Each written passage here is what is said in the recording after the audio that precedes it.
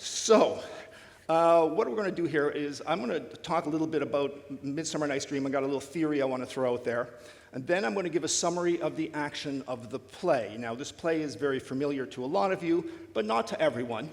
And I hope my summary will help tie into my theory. Then I'll go through a couple of big ideas that I think you should watch for and think about when you're seeing the play. And then finally, I'll end up talking about some specific things about this production that you're going to see, many of you, this afternoon. And then we'll have questions. We have to get out of here at 12, so we'll cut it off at 12, but I'm happy to hang around in the village outside if we don't get to your questions. So I'll hang around for a while to talk to anyone who still wants to talk. So that's the plan. All right. A Midsummer Night's Dream. This is one of Shakespeare's most popular plays. It gets performed all the time. I have entirely lost track on how many productions of this play I have seen. I've seen outdoor productions, indoor productions, professional productions, amateur productions, really amateur productions. I've seen reading from text, just improvising. I was part of one of those. I've seen high school productions. And I've learned something from every single production I've seen. For example, many years ago, my youngest son was in a high school production of this play. He played the character Snout. Until then, I hadn't realized that Snout is the most important role in the play. So there's always something to learn.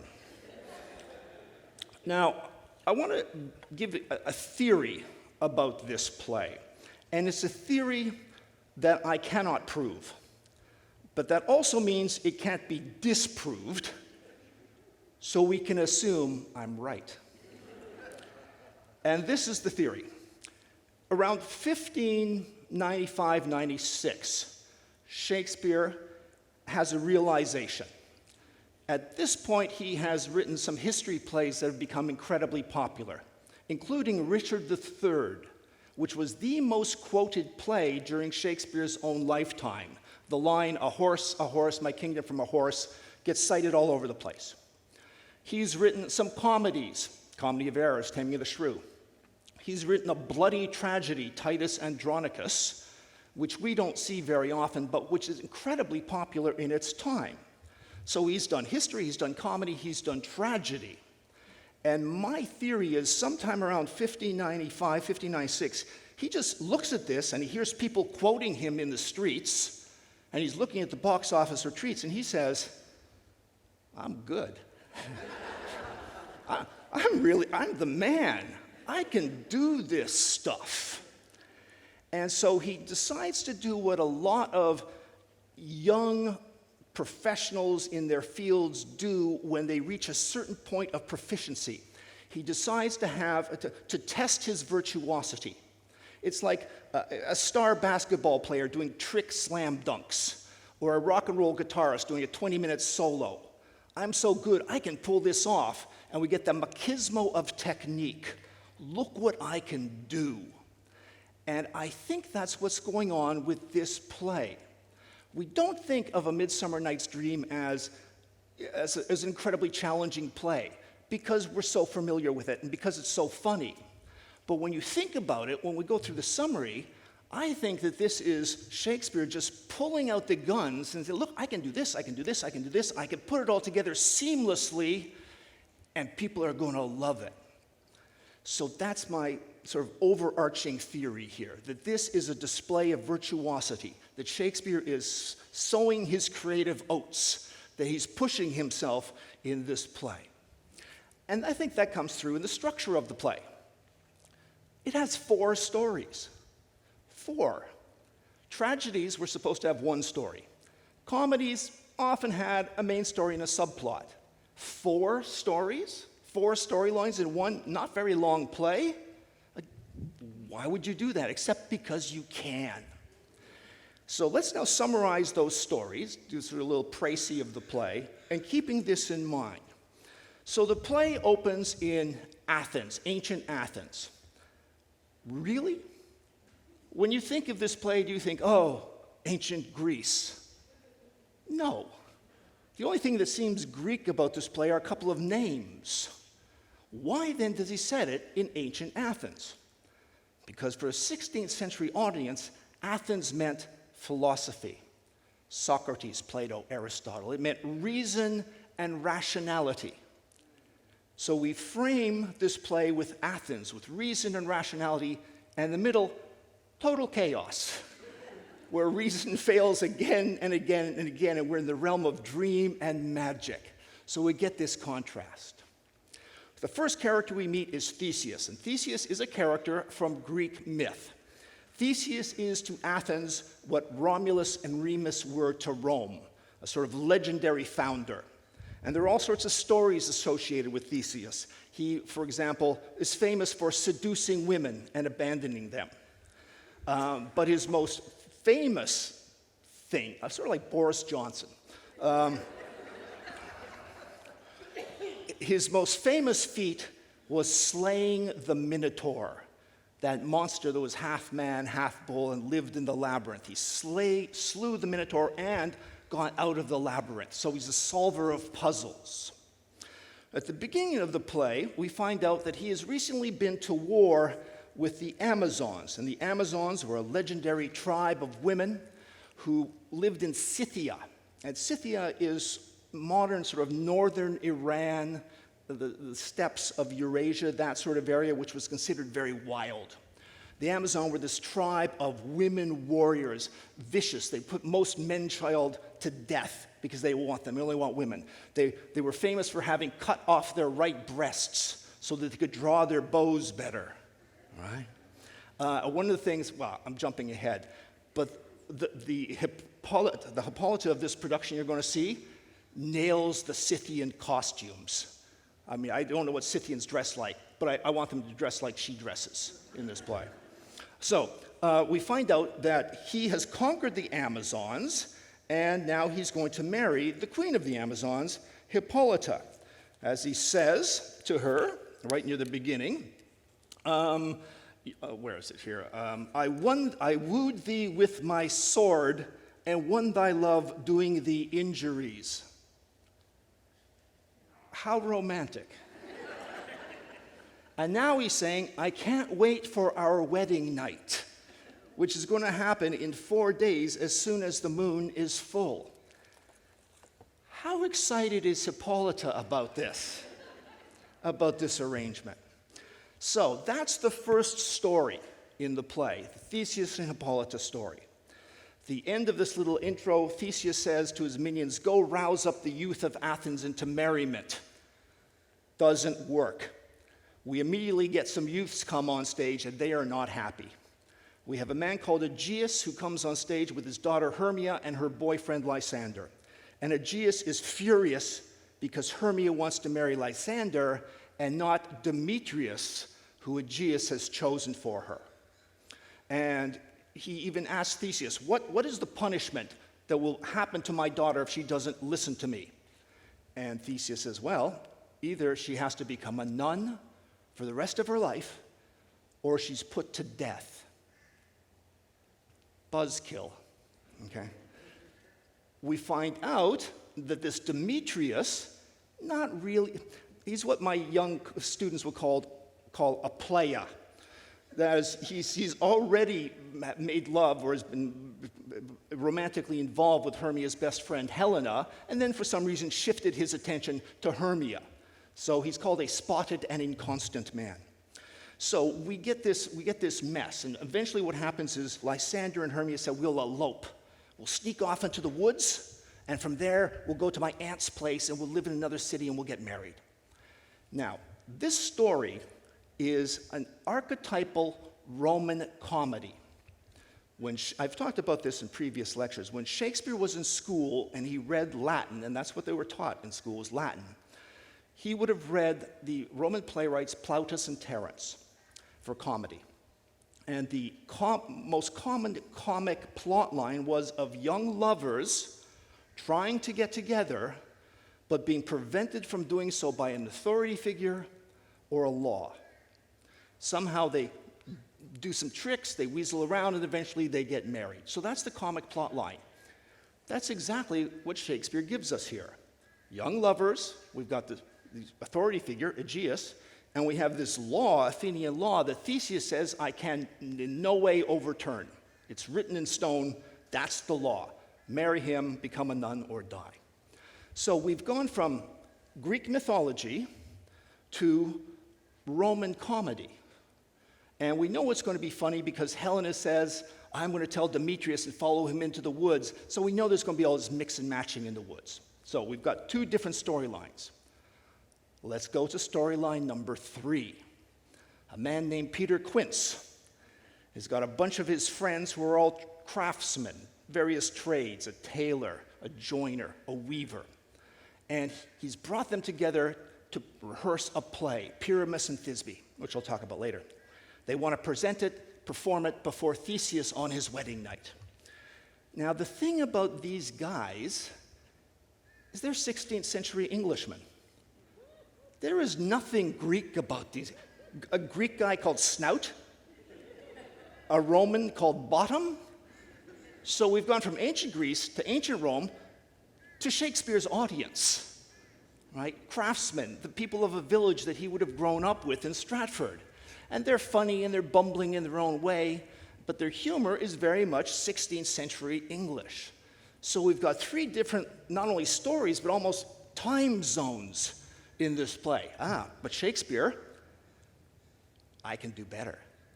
Story number 4. How about fairies? All right. Just when you think it can't get more complicated, we're going to go into the woods. And there are fairies. There is Oberon, the king of fairies. Oberon is a character from medieval French romance. In medieval French romance, he was called the king of the elves. He was supposed to be 3 feet tall. His wife's name was never mentioned, but Titania is a name from Ovid's Metamorphoses, Ovid, the Roman poet, who Shakespeare quotes a lot. So these two are at war because Titania has a baby, not hers, a votress of her order. One of her followers had this baby and died in childbirth, and so she wants to raise it. But Oberon wants it for his retinue, so they're fighting over a baby. And eventually Oberon says, I'm going to get her. I'm going to get my wife. What I'm going to do is I'm going to trick her. I'm going to drug her when she's asleep with a magic flower, and when she wakes up, she'll fall in love with the first thing she sees, like a bear or something. The person he uses to do this magic trick is Robin Goodfellow, or Puck. Now, a puck is actually a type of fairy. It is a species of fairy that the English would have known about in their... You get outside of London in the 16th century, there's a lot of folk superstitions still out there. And a puck is a type of fairy who's sort of naughty, tends to mislead people and play pranks. So it should be Robin Goodfellow, a Puck, or the Puck, but we'll just call him Puck. Puck is Oberon's manservant, or fairy servant, but tends to get things wrong. Oberon, when he sees the lovers enter the woods, so the stories are starting to converge, tells Puck to put magic potion on the eyes of the Athenian male. To Puck, all Athenians look the same, puts it on the wrong eyes. This leads to chaos among the lovers, and I won't go through that because you'll see it, and it's easy to understand, and it's very, very funny. He also bumps into the mechanicals rehearsing their play. He sees them and says, I'll be an auditor. That's an interesting word, by the way. I'll be an auditor to the play, not a spectator.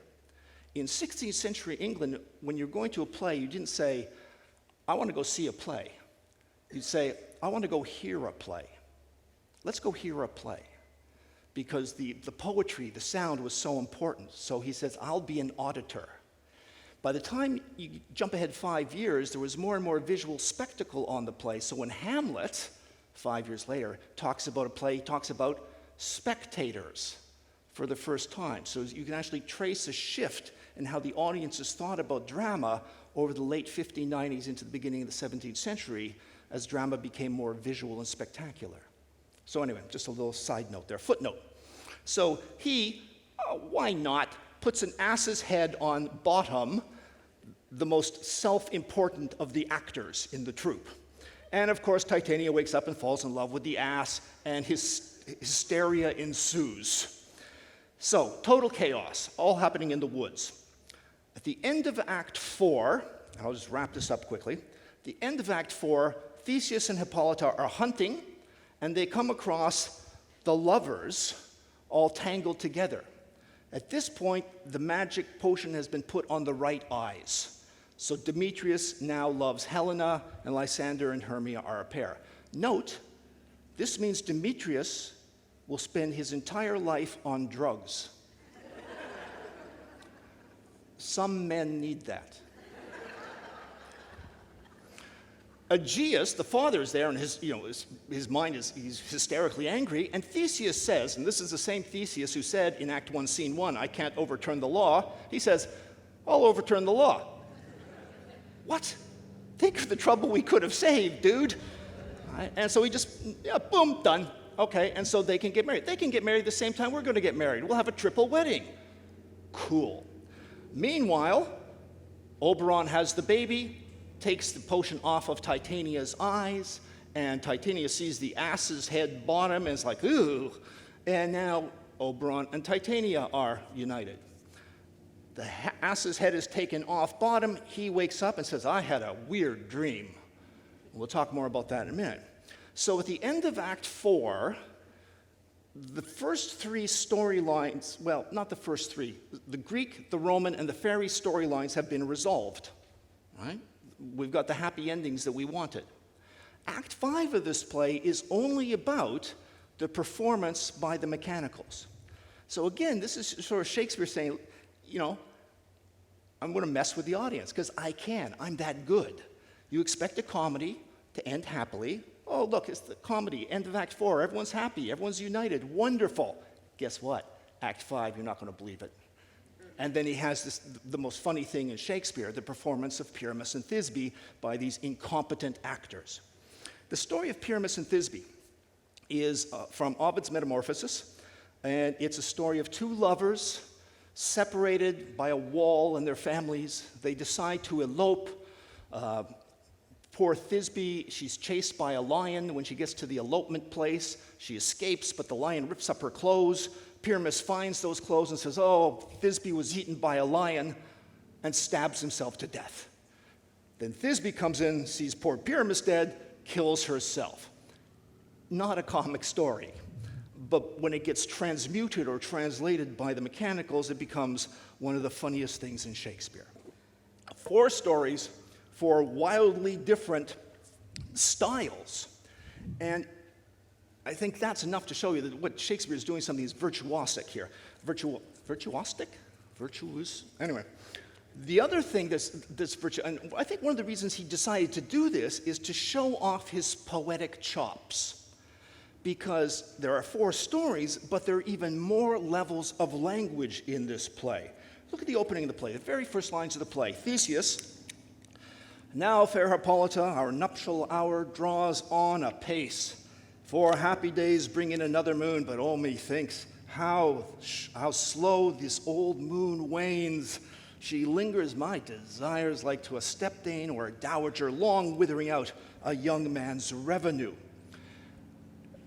Iambic pentameter, blank verse, doesn't have a hard sort of stop at the end of each line, runs one into another, what we call enjambment. Sounds very natural, right? Very natural blank verse poetry. First level of language. The next level of language comes from the lovers, Hermia and Helena and Lysander and Demetrius. When they start talking, especially when they're alone, the language changes. This is Helena. Call you me fair, that fair again unsay. Demetrius loves your fair, oh happy fair. Your eyes are lodestars and your tongue's sweet air, more tunable than to a shepherd's ear, when wheat is green and hawthorn buds appear. Sickness is catching, oh where favor so, your words I catch, fair Hermia, ere I go. See the rhyme? It's a series of rhyming couplets. And when you hear that in the theater, you immediately pick that up. And so we get this sort of jangling artificiality in the lover's language, which sort of signals to us, this ain't serious.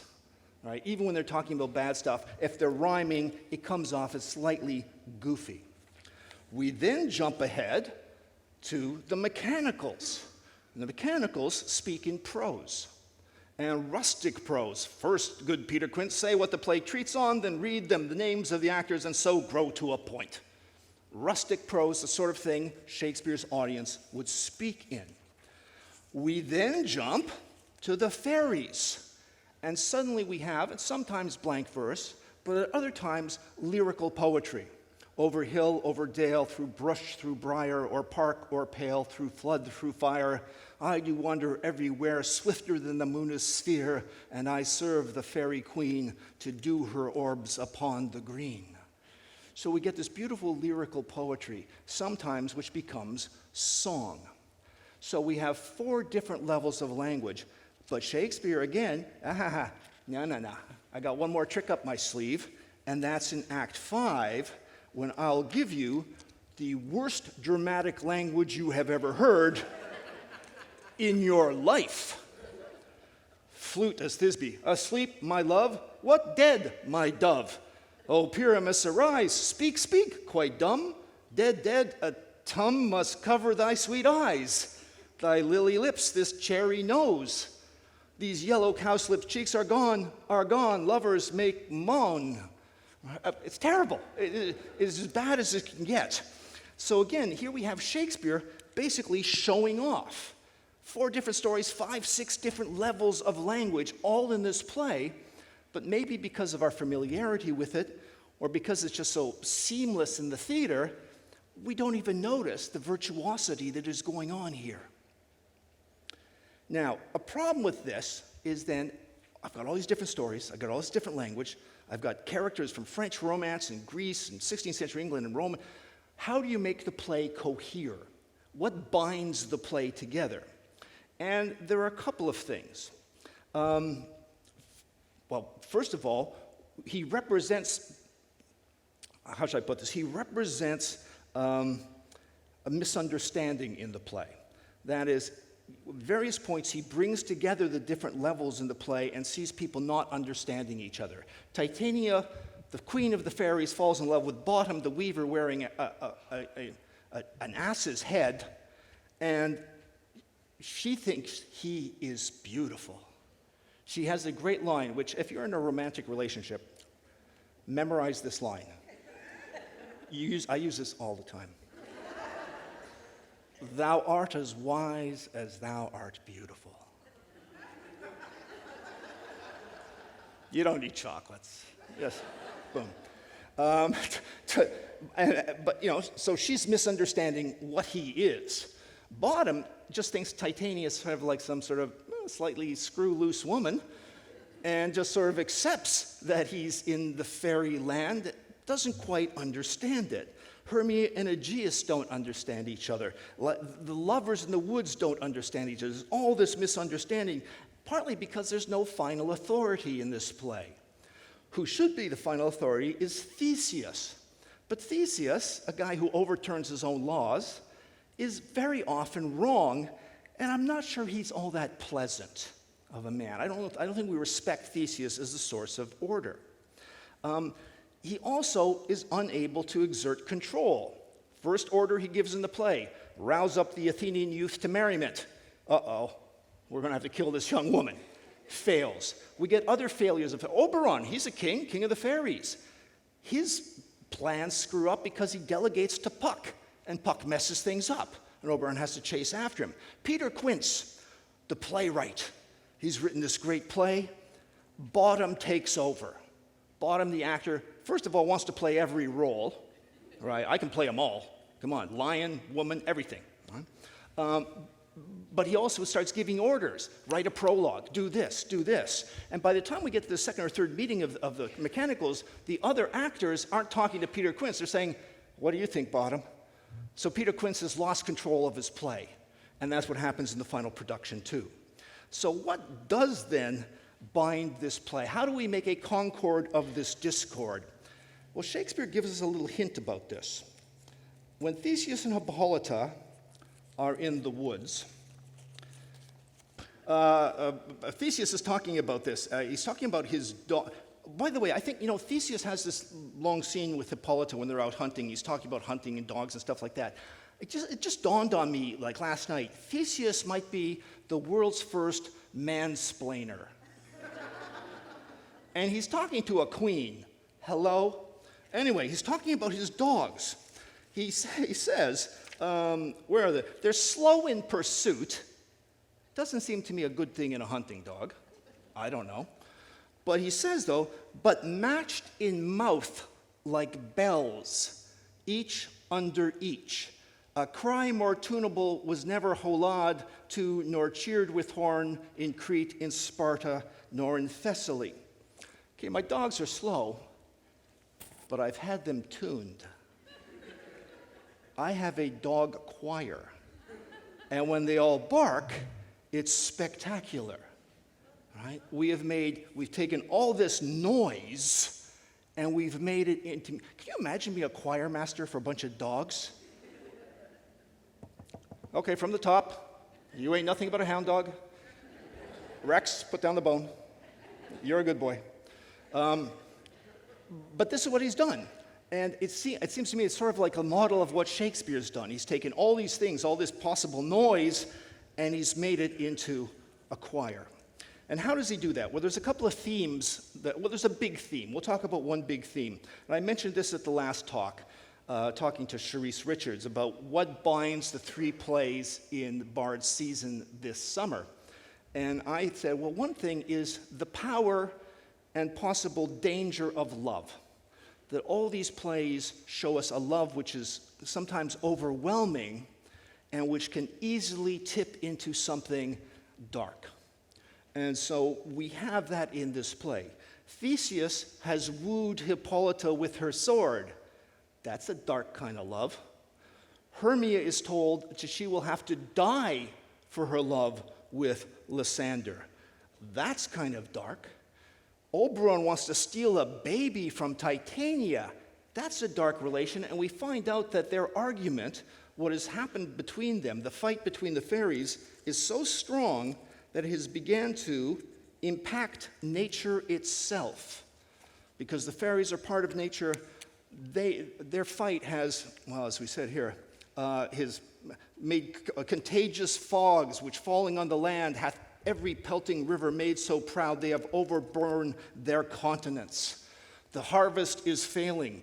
The nine men's morris is filled up with mud, and quaint mazes in the wanton green for lack of tread are undistinguishable. The human mortals want their winter cheer. A nine men's morris, by the way, that was a game. It's sort of like tic-tac-toe. And they would have in fields, you could lay them out on the ground like a giant chessboard, and you could play it by moving around these markers. You go online and find nine men's morris. You can print off a board and learn to play it. It's quite easy.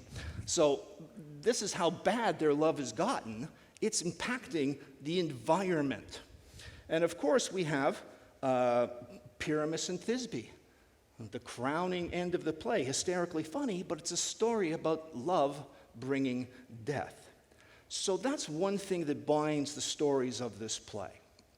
Another thing that binds it, well, two things, are symbols. The overwhelming the dominant symbol of this play is the moon. It's mentioned in the first lines of the play, Theseus' first lines. I can't wait for the new moon because that's our wedding night. And it comes up again and again. Hermia's deadline to make a decision, marry Demetrius or die, next full moon. Right? The mechanicals, when are we going to put this play on? Well, at the full moon at Theseus' wedding. Is the full moon there? They're not sure. So they decide, cover their bets, we'll have a character called Moonshine, right? Just in case, who comes on with his dog and his bush. What? There was an ancient story that there was a man in the moon, right? Before telescopes, you look up, oh, maybe that's a face. And the folklore story went like this. A man was out gathering firewood on the Sabbath when he should not have been, with his dog, as one does. And he was transported to the moon. So that's why he's got a bush and a dog. So we got moonlight there. And of course, the fairies, the first thing Oberon says to Titania, ill met by moonlight. So moon is this dominant symbol. And what is the moon? The other thing we ought to remember, when we see a big moon, a harvest moon, we're like, wow. Most of the time you don't even see the moon because of the illumination of our cities.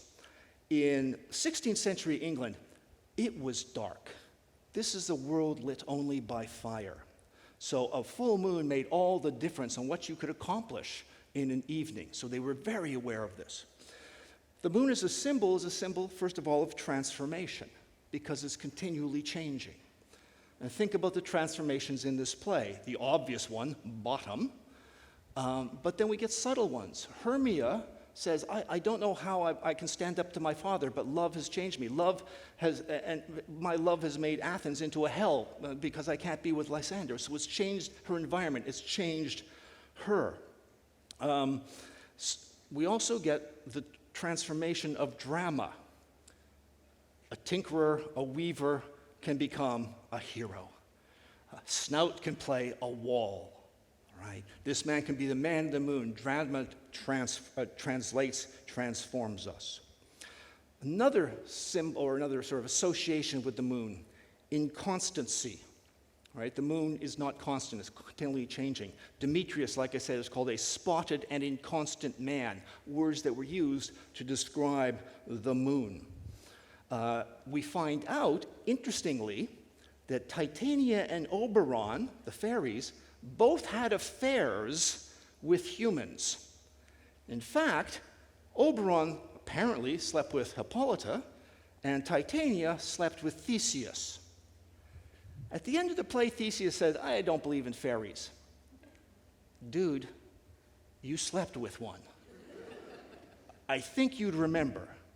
So we get that sort of inconstancy. And finally, the last thing that the moon was sort of associated with is regeneration.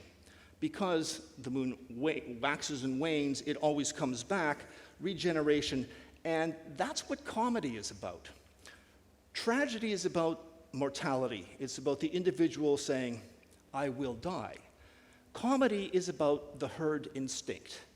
We will live because these crazy kids are going to insist on getting married, and they're going to have kids, and then they're going to shout at their kids, and their kids are going to run into the woods, and they're going to get married, and it continues on and on and on. So comedy is about continual regeneration.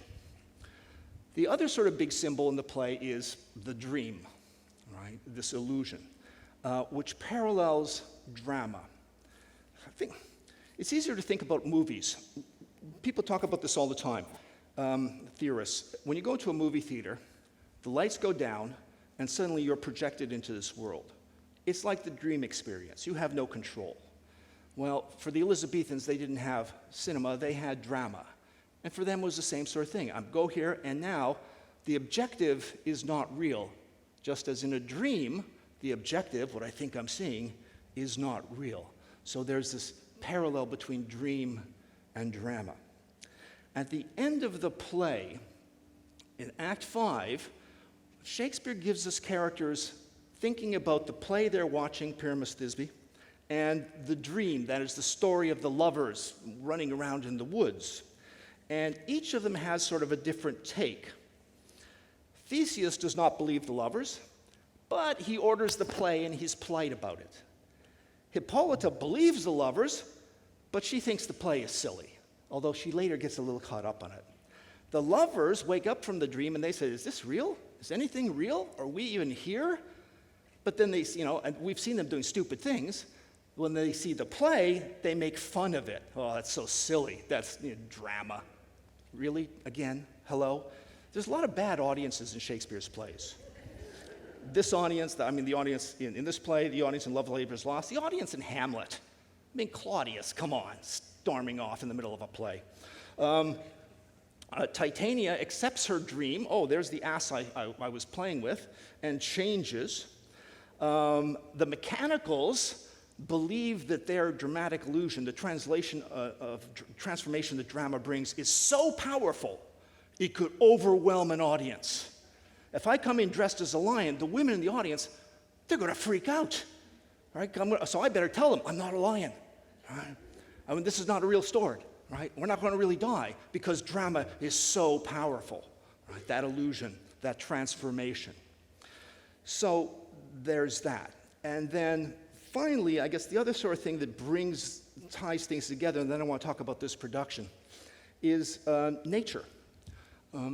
They go, Northrop Frye, the great Canadian literary critic, who I had the good fortune to be a teaching assistant to many years ago, talked about Shakespeare's green world.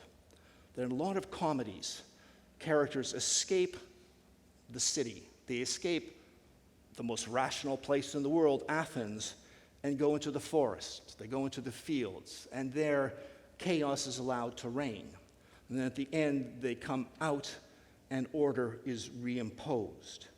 Well, we get that in this play.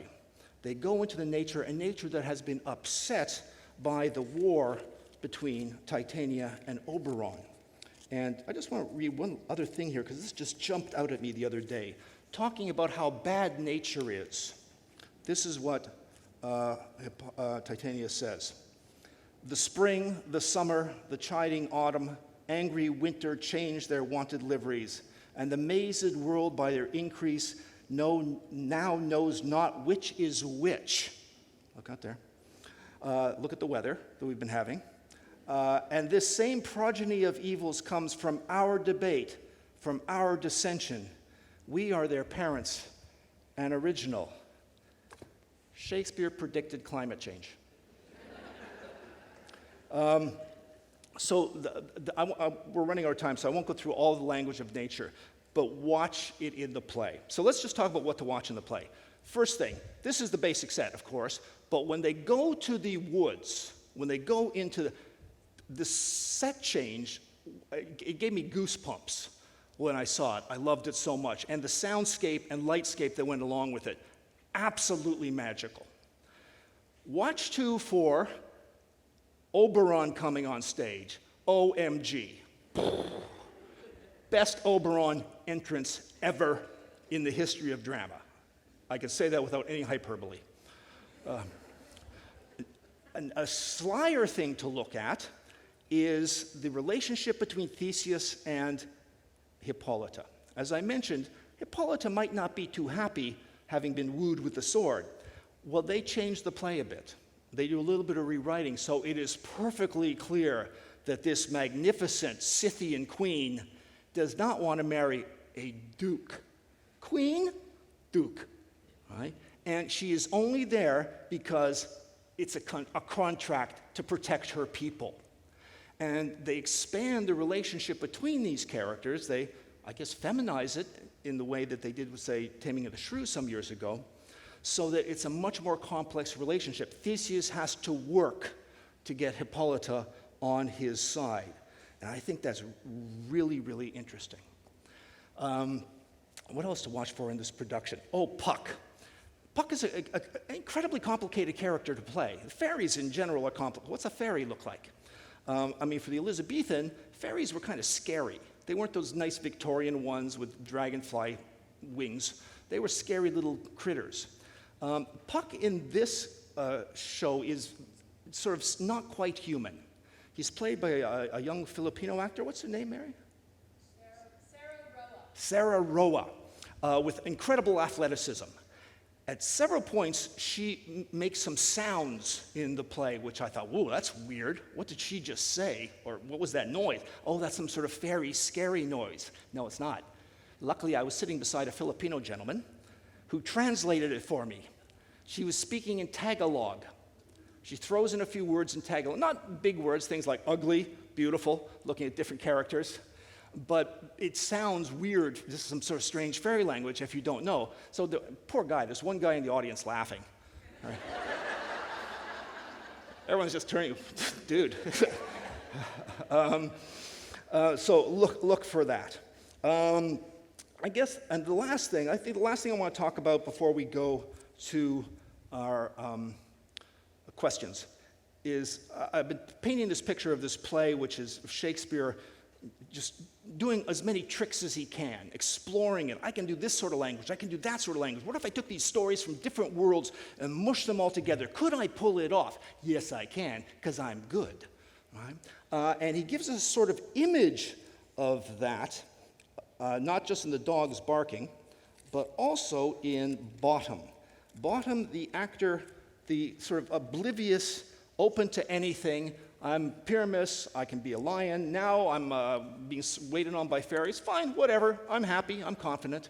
When he awakes with the ass's head taken off, he has one of the most famous speeches in the play. it's interesting. He wakes up and says this, when my cue comes, call me. So he doesn't wake up to reality, he wakes up to drama, right? He thinks he's still acting, right? And then he says, okay, my next line is, most fair Pyramus. He's still acting, right? So dream, drama, and then finally waking reality. And then he says, oh my goodness, I've had a most rare vision. I've had a dream past the wit of man to say what dream it was. Man is but an ass to go about to expound this dream. And then he quotes the Bible. He quotes 1 Corinthians 2:9, but he gets it wrong. So he quotes it, he says, the eye of man hath not heard, the ear of man hath not seen, man's hand is not able to taste, his tongue to conceive, nor his heart to report what dream was. In the original, of course, it's the eye hath not seen, the ear hath not heard, neither hath entered into the heart of man the things which God hath prepared for them that love him. So he skews it up. He makes chaos of a biblical verse, just as Shakespeare has made some beautiful chaos out of all his story elements. And then finally, Bottom says this, what will I do? I will get Peter Quince to write a ballad of this dream. It shall be called Bottom's Dream, because it hath no bottom. That is, you can't get to the bottom of it. So you see what he does. Bottom does what Shakespeare does, what Bard on the Beach does every season. They take this marvelous chaos of poetry and action and illusion and transformation, and they make it into art. Thank you.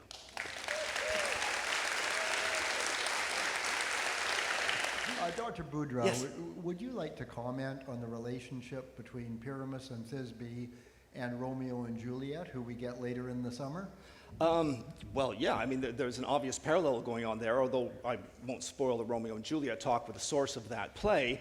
But, I mean, this is an old story going all the way back to Ovid of lovers who, through mishap, end up killing themselves. Again, I don't want to explore that more than that because it'll take away anything I might have to say about Romeo and Juliet.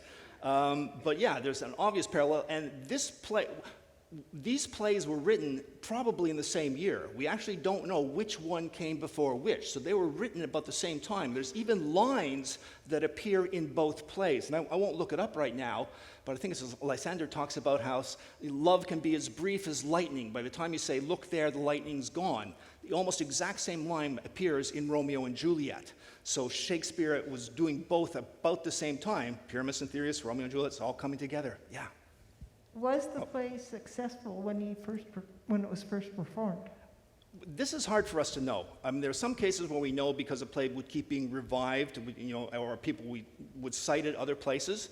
But it seems to have been popular because there is a book called the Palaestamia. I think I'm getting that wrong right now because I haven't had coffee. Which talks about the best playwrights of the period, and the man lists some of Shakespeare's plays, and he lists A Midsummer Night's Dream, so it probably was quite popular. Is there any way of knowing the degree of involvement or belief by the typical member of Shakespeare's audience in their belief in the fairy kingdom and the influence of fairies in their lives, or perhaps not very long ago? Some historians have talked about this. There's a great book by Sir Thomas, I can't remember his last name, called The Decline of Magic, which talks about how, does someone know the name? Neil? Yeah. The Religion of the Decline of Man. Sir Keith Thomas, I met him. It's the only time I've ever had dinner with a knight. Very exciting. A nice guy. Religion and the Decline of Magic, and talks at length about this, how with the Protestantism especially coming in, a lot of the folklores were sort of being stamped out. But it's very clear that in the countryside, a lot of these beliefs persisted for a long time. And it shows up in ballads, for example, and in other plays that mention characters like fairies and pucks. So we can't judge how much people actually believed. In general, the historians tend to think like, once you get outside the big city centers, once you get out to the countryside, farther away, you're more likely to have these persistent beliefs, and you'll have people who believe in fairies, who will leave food out for them, that sort of stuff. But in terms of a number, that would be impossible to calculate. I don't think you commented on the sort of the date and setting of this play. It's not set in 16th or 17th century England, correct? It's set in the 1920s. Is that what I understand? Oh, this production. Yes, this Yeah. production. Yes, this production is set in the 1920s. Again, I've seen this. I've seen this play so many times. I've seen it set in a million different areas, and in a way, because there are 4 different storylines, it doesn't make a difference.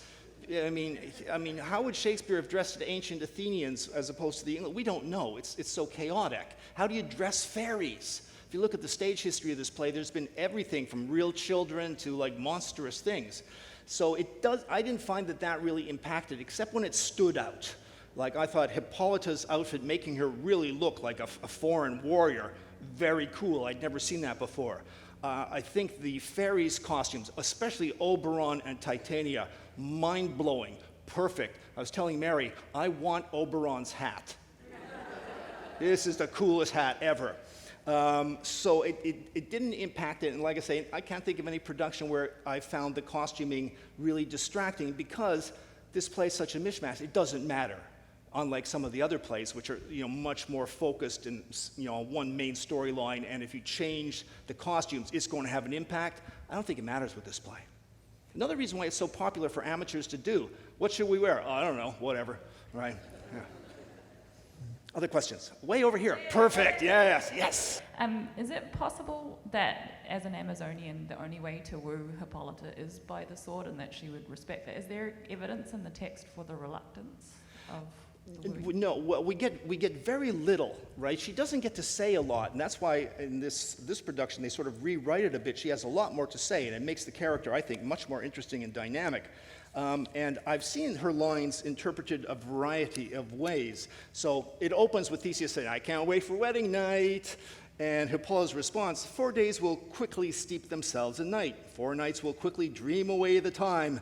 And then the moon, like to the silver bow now bent in heaven, shall behold the night of our solemnities. Now, is that word loaded with reluctance? Depends how you deliver it, right? And when he's mansplaining about the dogs, is her reaction like, "Oh, God," or is she really enthusiastic? You can play it both ways, and I've seen it played both ways. There's nothing in the text that is a real guide. It's directors and actors have to make a decision. And I happen to love the decision they made in this production, because I hadn't seen it done so well. Yeah. Time for maybe 2 more questions before we can go outside. I have an unusual question. Yes. I saw Midsummer Night's Dream in Hyde Park in Toronto. Yeah. And I don't remember costumes. Isn't that interesting? Yeah. Because the play is so strong on its own. I don't even know how they did the ass's head. Yeah. But I remember, because it was done in the trees, it was really, I think I saw it maybe 30 years ago. It's probably the most profound thing I've ever seen. Wow. Because they didn't have any of the trappings. Yeah. The language, what you talked about, it was almost, we were back to Shakespeare's time, when we're not seeing something, but we're hearing it. Yeah, yeah. So thank you for that. Yes, thank you. Well, thank you very much. I wish I'd seen that production. Hi, you said this was a demonstration of his virtuosity, or at least that was your theory on it? Yes. Weaving together 4 storylines? Yeah. What's the closest he came to that again? Or was this his biggest demonstration ever of virtuosity and weaving together 4 storylines? Well, in terms of number of storylines, this is the winner, right? So what's the closest demonstration of his demonstration of just pure, I'm so good virtuosity? Yeah. That's a hard one. I'm off the top of my head, and I have to think about this more, maybe Hamlet. Because with Hamlet, he does something utterly radical. He takes a well-established dramatic tradition, the revenge tragedy. He takes one of the most beloved plays of the period, the Spanish tragedy, and then he rewrites it. And he says, what if your revenger, what if your hero, what if your man of action couldn't act because he was thinking? What if we move the action of this, the revenge tragedy is the action genre, we moved it inside a person's mind and made human consciousness the drama. And that was such an inspiring moment that play has sort of reverberated through Western history. So his other greatest demonstration of virtuosity was pretty much the opposite of this? Pretty much the opposite. And if you're going to do virtuosity, you don't do the same thing again. I can also do this. Yeah. Yeah, watch me. All right. I guess he was pretty good. Thank you very much for coming. Thank you.